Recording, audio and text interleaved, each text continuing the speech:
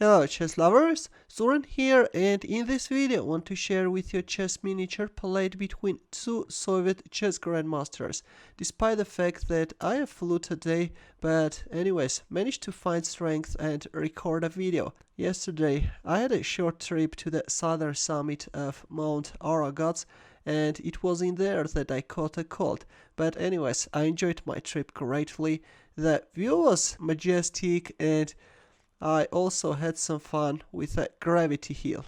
In this video you can see how my water bottle is rolling up the hill.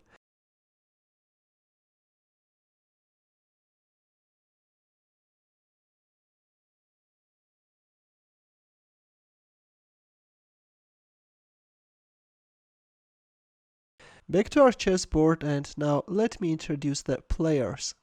Where the white piece is playing Semon Palatnik and his opponent is Efim Geller. This game was played in 1980 at URS Team Cup.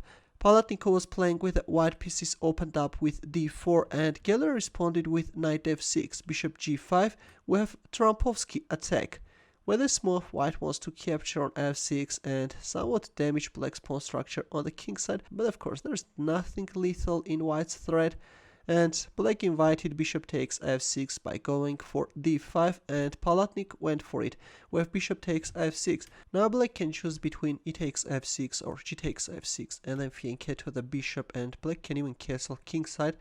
The bishop can serve as a nice protective shield to black king, but in our game we have e takes f6, e3, bishop e6, knight d2. White is keeping the c-pawn's path free in order to go for this c4 advancement. Meanwhile we have knight d7, c4, bishop b4, c takes d5, bishop takes d5, knight e2. The way white knights are placed right now looks somewhat odd, but all in all there's nothing wrong with this idea. Black castles kingside, knight c3, knight b6, a3, bishop takes c3, b takes c3, c5. Now on the surface it looks like that white has some problems in developing his kingside bishop, because this bishop on d5 is very active and is eyeballing on g2 square. But in here, Palatnik made a cunning decision and developed his bishop by putting it on d3, inviting black to capture on g2. Here's Geller first captured on d4, and after c takes d4,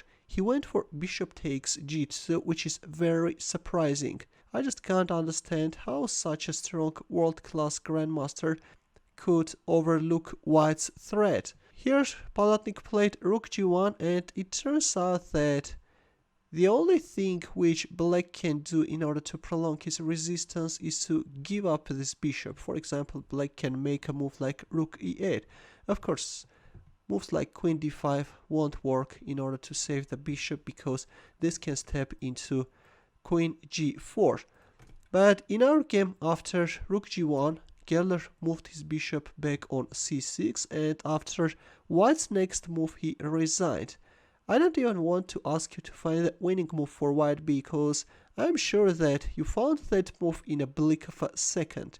In here, Semon Palatnik went for a rook sacrifice and he captured on g7, after which black resigned.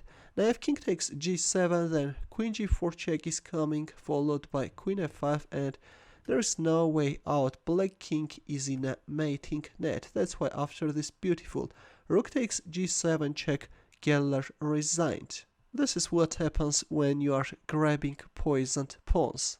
Well, in the end, let's also solve a chess puzzle. Take a look at this position, please, and try to answer. Is knight e4 move playable for black? I will wait for your answer in the comment section. Thanks for watching. In the end, here are more suggestions for you. Feel free to check them out as well. I will see you in my next video. Take care.